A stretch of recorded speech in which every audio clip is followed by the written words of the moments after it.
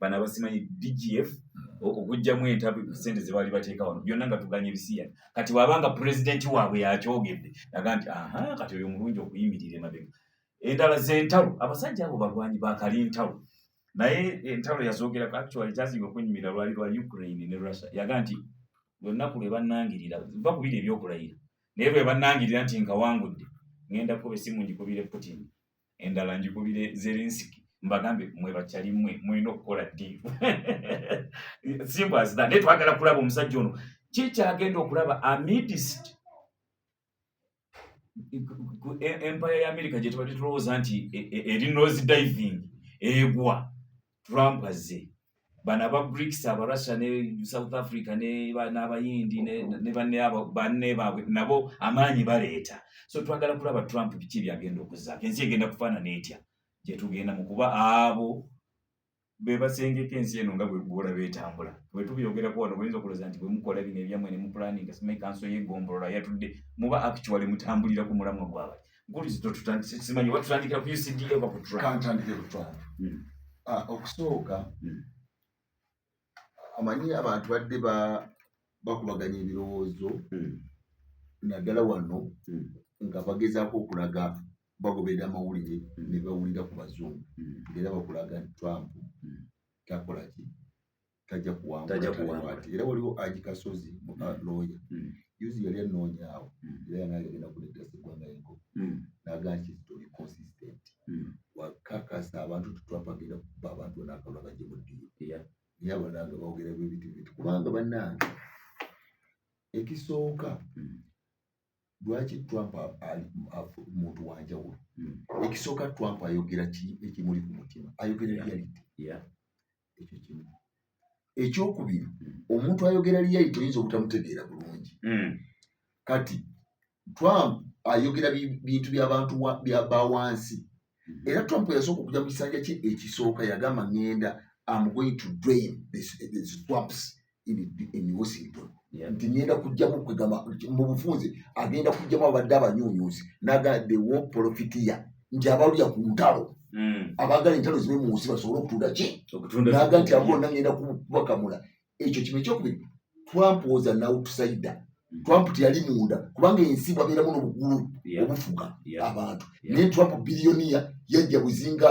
tebamukkiriza kuyingira kubanga ebirowoozo byabwe n'enteekateeka zaabwe ez'omuntu takola ki tazimanyi kati was an outsider manya an outsider ne baagala omulwaniza naye nze kye nategedde mu byobufuzi n'abantu abakuba porojo naki muliyo politiki waliwo ekintu tukiyita confirmation bias confirmation bias kitegeeza mu Luganda nti ye muntu olwaleero Umaru nze nkuwagira kati bwe manjagala okutegeera Umaru ayimiridde atya nze nengenda nenoonya omuntu awagira Umaru ne mubuuza Umaru omuwagira oba tomuwagira kati omuntu omusuubiramu ki kati nga lwaki mbuuza Umaru omuwagira oba tomuwagira kwegamba kisobole okukakasa ensi abalira ebbali nti Umaru alina obuki obuwagizi naye bw'ogenda okubuuza omuntu n'omubuuza we call it confirmation bias nti obuuza omuntu naye omanyi gwe okimanyire ddala nti yawagira Umaru abannamawulire bawagira Umaru bakola ki n'ogenda okubuuza bannange Umaru ayimiridde atya wano Bush manya ku Trump nga bali ku ice kati aba ne bakweka ekyo kimu ekyokubiri mu byobufuzi tokoleranga kampeni ku nsonga eriko sayidi bbiri nti n'ogamba nti ensonga yange gye nkolako kampeni gye nsibiddeko olukoba eriko opinion bbiri ekyokulabirako nti nze singa mpangula ngenda kakasa nti abantu abajjamu embuto bagenda mu maaso n'okujjamu embuto kati ensonga ebeerako sayidi meka waliwo abagamba nti tezivaamu n'abala tebavuga tezivaamu naye abagamba tezivaamu buli sayidi yonna oyinza okusanga mwebali oyinza okusanga mu bademocratic mwebali n'aba republican mwebali oyinza okusanga ne mu DP abagamba tezivaamu naye ne mu republic mwebagamba ziveemu kati olabe ebaka ensonga meka tosobola gikolerako nga lupimo nti gy'oyimiriddeko kubanga tesalawo kati ensonga esalawo eteeka okuba straight nga ligulyo byaganaga basebo ne banyabo nze bwendi akalulu ngenda kuyimiriza entalo nti okuyimiriza entalo kitegeeza mirimu kitegeeza kufuna ssente mu nsawo z'abantu kubanga entalo zireeta ezitwala ssente okuzijja mu gavumenti ezaba musolo naye nga ziyamba kakundi k'abagagga abatunda ebyokulwanisa okiwulidde kati ekyo eyo ensonga omuntu mukwatako singa omuntu aga nti bannange nze bwe munampa akalo Amerika ngenda kugala boda zaayo ekyo tugyeko emirimu abanyunyusi bayingira muno abajja nga bayita panya kati eyo nsonga olaba n'owa DP ayagala omulimu n'owa Republic ayagala ki eri straight ate mwe nga mugatukkiriza abantu bayingire kati oli bwaga nti bannange basebo ne banyamu mukule olutalo lulina okuyimirira lwaki lulina okuyimirira ekitunafuyiza kwe kugaana okwogera n'omusajja asinga okuba n'ebyokulwanisa namuzisa mu nsi okusinga ffe mulasa bw'otayogera naye oba muzibu w'amaaso kubanga bw'oba muyagala okusigala ng'oli w'amaanyi olina okwogera ne mutimaanyi munno n'okutegera interesize z'ayina n'olwekyo bwe waga nti nedda oba ogenda gwa mu nnyanga kubanga gwoba olwana naye ate eno ngaakukendeeza kati mulaba nti ensonga za gundi zibadde straight kati omuntu bwayiddamu neyefumitiraga naye abadippi bano bwe batubaga tugenda mu ntalo ne bano tufunirawa kati ekyo kiddamu ne kijja mu bantu abantu ne babeera n'ekyobuulira abantu nga bakyobuulira abantu kikkirizibwa kiri acceptable nti kitegeerekeka mangu n'ekyobuulira abantu nga kirimu goodwill. How do we call goodwill? Goodwill mu Luganda kiki? Kya mutima mulungi. Ndeetera obwesigwa trust kubanga ekigambo ky'ogamba abantu ng'okikozesa mu kampeni batekukakasa mu butuufu tukyesiga omuntu ole kyayogera ayogera mazima yayogera bya mazima kati ekyo kireeta abantu ne batandika okusaba ne wandibadde naye omusajja bamukubye essasi baga Trump aga nti ajja kwogera ne bali naye byayogera bituyamba nze omukulu w'akadongo omusolo nti byayogera binyamba nga nze omuntu ati mayirevo kati kiba kitegeeza nti mu byobufuzi abakulembeze abagezi abakulembeze abagezi abagenda okufuga ensi tibate obwesigwa bwabwe tibasaana kubupimira kuba nagagga kuba king maker oba kuba celebrity abantu ab'enkizo mu society kubanga abo nti bajja kubakolera ku byabwe kubanga bwe bakwesiga naye ne baba nga tebalina bwesigwa kubanga bapima bye bakwesigako ekyokulabirako abasuubuzi b'emmundu abali b'ebisya kati bw'obaga nti ogenda kukola ku nsonga zaabwe n'obeesiga bo bakwesiga ojja kukola ku nsonga zaabwe naye ensonga zaabwe ziyinza okuba nga zigenda kuyamba bo okukola ku byabwe naye bano abantu abawansi abasigadde n'otabeesiga kulowooza nti bali booga nti obeesize nti naye kati bano balowooza batya oba ogenda gwa kubanga ultimate abagenda okukuba akalwa kugenda okusalawo jja kujjawo ne bali baselebrity bana abalondeddwa ba elders oba celebrity ne bano bagenda okugaba akalwa kakola ki akasembayo kati mu byobufuzi Trump lwaki yawangudde abantu bano babingwa mu America bonna badde bali ku ice bana bonna bannagagga baselebrity bani bamu naye nga ye Trump ali kuntu obwesigwa bwe n'abuzimba abantu abawansi ne beesiga ebigambo bye ne bamwesiga agenda tujja mu bwavu agenda tulwanirira okugala ensi yaffe okumalawo entalo n'okuzza America ku ntika again ku byagenda okukola n'olwekyo Trump tulina okukola ki okumulonda kati n'olwekyo ekyo kigenda okukyusa ebyobufuzi mu nsi yonna akukyandiriza omugagga yabadde amuwagira ennyo yabadde Elon Musk ate naye yajja ku nkomerero nga amaze okupima kubanga misajja mugezi Elon Musk alaba ensinga egyekola ki n'alyokudaga Trump mu Windows ze naye kitegeeza bino bigenda kukyuka si eyo yokka kubanga bw'olaba erida kubanga kati ogenda n'olaba nti abantu olusi balowooza nti kati bana abakulembeze ne batwesiga nga bwe batwesiga tujja kubawa akantu balye balina amaloboozi abafuna tena mu magavumenti nakiraki bamanyi nti wetunaavaawo bajja kulumwa bajja tuwagira kati ku nkomendo bagenda kusaanawo ebyobufuzi bya Trump bigenda kukyusa ebyobufuzi ebyo bitambulamu kubanga kati ebyobufuzi bigenda kubanga birina ensonga ez'omuziizi ezikwatira ddala kwakuba akalwa okusalawo kati n'olwekyo ekyo kimu ekyokubiri ebyobufuzi abantu balina okwegendereza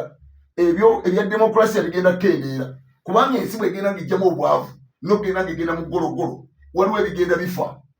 kati ate Trump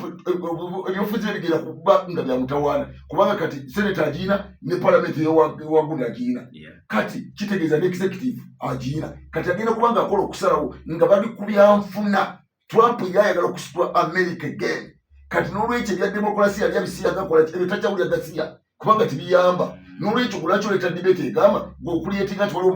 mukazi musajja eyo debate yakumala biseera ensi teyisolagerawa kati Trump is straight forward kyovudde olaba ffe wano mu kibiina kino ekyamazima g'ebyobufuzi era nga mbaga nti confirmation of bias nti ffe bwe tujja okwogera omuntu olusaabula naga naye Majiba yenga tumutegeera bulungi kubanga bwe tujja okubaganya ebirowoozo nze byenjagala nga kitosooka nebiteekebwa nebyejjako kati nenzijja okwogera amazima bwe gaba nga gakosa bwe wolowooza bwe ndowooleza nja googera bwe gaba nga matuufu wendowooleza bwe nja googera kati omuntu atategeera abula agana yono nga tumutegeera kubanga gwompuliriza olina kyontegeera naye kati nkusomesa nga bwe njija wano mu kibiina ndi mulala mali mukulu Kizito nake njagala tulire katono emabega abalowooza nti babadde bakola commentary y'ebyobufuzi nga politics wa America atambula Biden okuva mu kalulu baleeta omumyuka we Harris yabaavuganya Trump ayitamu mu ba Republican mu kamyufu ne batandika okulooza nti Trump ono olw'okuba byayogera tebiri mu interest y'aba big boys mu America tajja kuyitamu naye waliwo ekyaliwo mu society ya America mu bantu ba bulijjo beegugunga ekitali kya bulijjo nga okutta abantu e Gaza ng'era banenya Biden n'obukulembeze bwe bwonna ate Harris ono yali vice president naye society mu America ng'egamba nti tetukkiriziganya n'ebyo kuba by'okutta abantu. What is the relationship between the power of society abantu ba bulijjo kye bakkiririzaamu ne bano abali mu big league abasalawo kye bakkiririza kyengezeza kukugamba nkugambye nti bano big league kubanga by the way nakalala nti n'abalowooza mu America ennonda yabwe kuba teringene yafuya osooka ne balondawo ebyabona ne bali bitanda 38 babingwa abo naye kye netegedde nti nabo bennyini abo balina influence ebateekebwamu n'abantu ddala ku bantu bawansi n'abantu okukulamu kati abantu kye balina okutegeera kikino nti okusooka Trump aba ayogerera America nga tanagenda wabweru because tulina ebintu bibiri mu byobufuzi waliwo president oba byetukola enteekateeka zaffe ewabweru folena abagenda ku nsonga zaffe ez'owabweru international relations oba international politics ebyogerwa eri si ebyogero wano kubanga byetukola wano biba byaffe byenkomeredde naye bw'ogenda wabweru mu international relations oba international politics buli nsi eyina epasuwinga interest zaayo so okola concession bw'ogenda wabweru oyagala kutunda emwanyi siringi 10 ojja kukola concession ogitunda 6 kubanga noli ajja ogigula naye ayina kyayagala okitegeera kyegamu kati ye Trump okusooka badde ayogera domestically ayogera for America tusobola tutya okufuuka bamaanyi era ekyo kiddayo okutegeeza abantu ne baliida nti ekisinga obukulu kwe kuwa amaanyi abantu bannansi kubanga ensi ekolebwa bannannyiniyo tekolebwa bagwira ng'oyagala okuzimba ensi efuuka ey'amaanyi osooka you first empower your people the citizenry n'obawa amaanyi n'obusobozi economically, socially and intellectually n'okusoma the moment you do that then you have empowered your country kubanga amaanyi g'ensi gava mu bannansi abali prepared intellectually those who are prepared economically kyolaba abantu baga nti Amin yali mwoyo gwa ggwanga why Amin yaga nti I'm opening up economic war to empower the citizenry of this country nti nsubuddewo olutalo lw'ebyenfuna ndulangiridde oluwa bannayuganda goba abayindi ku street goba abazungu bannayuganda bayingirewo oba tugwa ebigo naye tugwe nga tukola ki nga bwe tuyiga kubanga tosobola kuyiga until you have practiced. So n'olwekyo kati twapaga America again baga nti yatumula munda is inwadiro point naye nga kikulu omuntu ayagala obuyinza because until you have got power that is when you be able of expanding your whatever your international outlook. So Trump ekyakibawangudeko ye nga ali ku domestic naye ekyo sooka okitegeera why nti okuvega nedda America ebadde ebuzaabuza abantu nti wano mu Middle East kyekizibu kyaffe yateekawo Isirayiri esaanyewo wano wonna akwatewo naye kati abantu bakitegedde nti mu nsi ey'abalabufu in a civilized world abantu bakibafa ng'enkuku ate mu linnya lyaffe ng'ate twebuzaabuza ne bagamba no kati ekyo bibadde tekibaawo ne bali batandika baprofesa ba university bavazitanzala bani bwe babyogera ku babago bonna naye amasomero gonna gasituka university zonna what does that mean kitegeeza nti the intellectuals who are occupying those campuses, those who are in universities, when they rise up, it means because they are the very same people who thinks for that America. They want to always America. The moment they rise up, they challenge things intellectually, then that challenging, it becomes tangible in terms of voting, in terms of thinking, because they were setting agenda. Those universities are marketplace of ideas. Absolutely. Kati olibiru webakola direction ensi yawe yaabwe ng'abayivu by innovators, whatever. Yeah. So the moment they take a stand, Bruce Boone, whatever, tali intellectual, is very simple man. Maybe I will be direct. It can be trusted, is acceptable, of goodwill, then drop it on one again. Kat no recho chidda yuwano, abantu balina okuwuliriza abantu. Era ekijja maaso, omuntu yenna ali Kampala nga bamugulidde simanya akola ki, oyo is finished. Because bonaddayo mu kyalo, mwana ekyagira kugoba. Kubanga you are supposed to, when you are in Kampala, you are supposed to work in the interest of the common man. Yeah. But the moment the common man realizes that you are not working in his or her interest, you are finished. So, that is why Trump yakubya akalu. Nabagamba wano katogera nti Trump agenda kuba abantu bana akalu. Na twatoke nembaga Trump anafuna obuluto, ajja kufuna obuluto mu basupa bali abakuba. Yeah. Ne yafunye bibiri kyenda mu something. Bibiri kyenda mu mukaaga. Nolwekyo nagudde buna bokka. Nina commentator gwe nalabya ayogera mu America. N'agamba nti Trump teyali wa kuwangula. Naye ekyamuwanguza ono Biden ne Kamala Harris okulemererwa kwabwe kwe kwawanguza Trump. Kituufu. What did they fail? Kyebafenga kyekyo. Baataganja. Bano biki ebyabalema? Ebyabalema bibino. Okusooka babadde nga Amerika nga balinga nga babavuga. Babadde nga batalina kulembeza Amerika. Nga waliwo as if there is a force behind them abalagira ekyokola. Okumakya bogera kino, ekya bogera kino. Tibali straight forward. Ekyo kimu. Omukulembeze wategereka nti alina okutegereka omukulembeze wa namadala. Kwe kukola okusalawo musawo yakazikiziki. Yeah. Because musawo yokusoomoza, that is how a leader becomes omukulembeze wategerekeka. Direction yokola ki. Kubanga ekisula omukulembeze oba ekimusitula decision making. The moment you fail to make a decision at a critical moment, you are finished. Kati olutalo lwa Middle East, olutalo noluli mu Ukraine, lwakosa abazungu. Why? Bwebaga nti the economic empowerment sanction kulasa ne basanya ubu byefula byao. Kubanga bali bamanyi nti lasa bagenda gifukutuka. Lasa ne bagende bakuba ne bagategera maaso. Kati byofuna ebyeti bino bisanyala. Kati that was their affair. Nebesanga nga bali mu kati abaga. Ate nga abantu bagala emirimu, ate nga bali abantu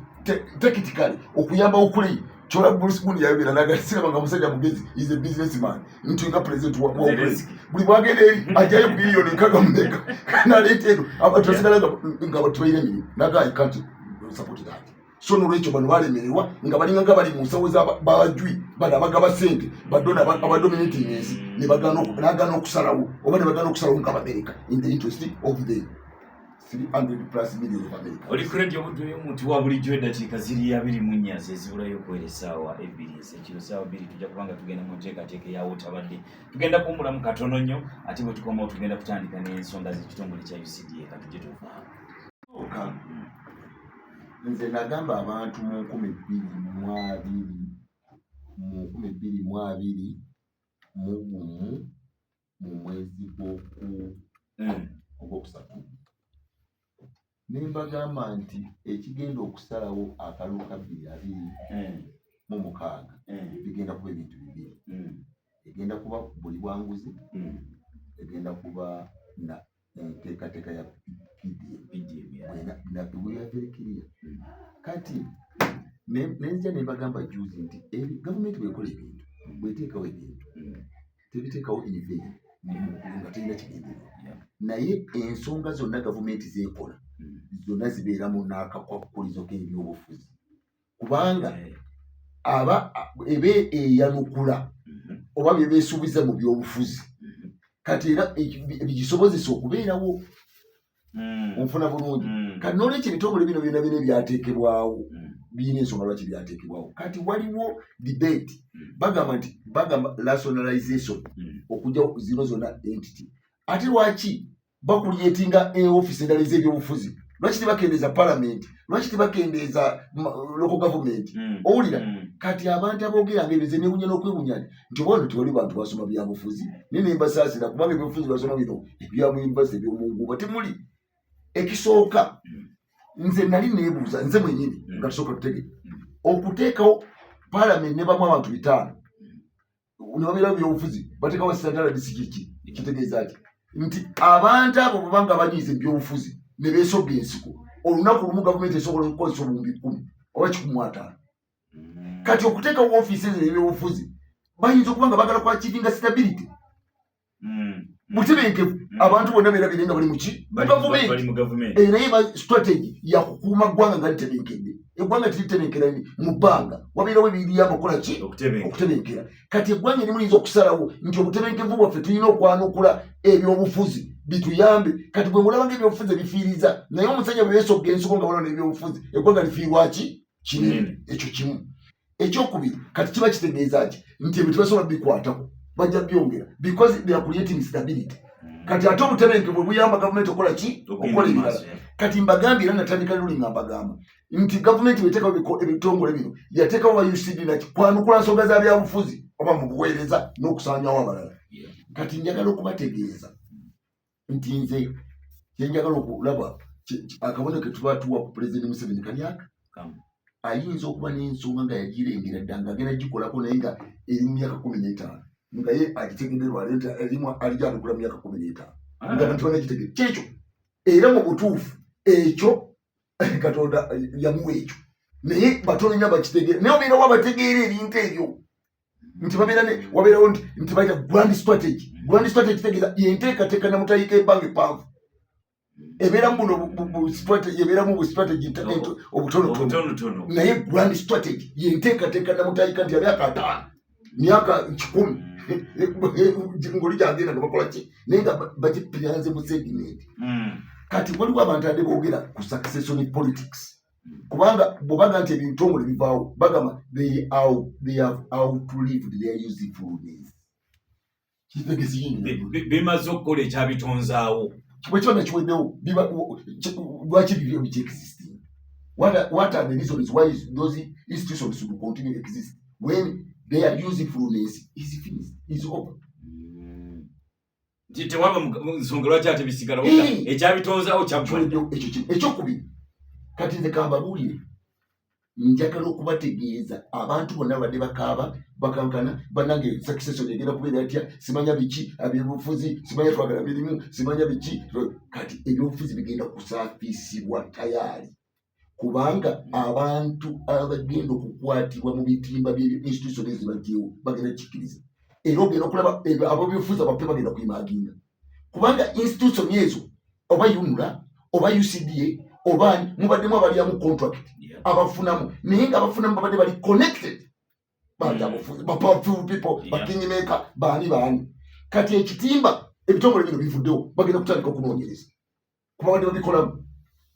kampo ekyokulabira kuffe ekamenya miggo tubadde ne nasale yemwanyi